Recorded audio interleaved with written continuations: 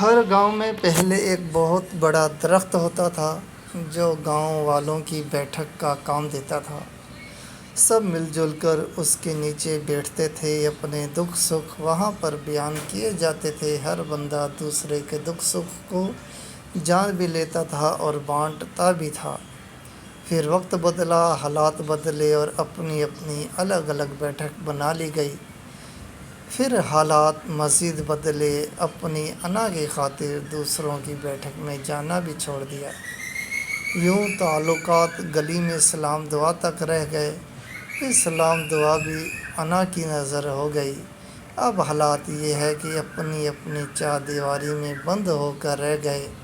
اب تو گاؤں وانڈی کے حالات کا بھی علم نہیں۔ درخت بھی بزرگوں کے سائے کی طرح ہوتے ہیں۔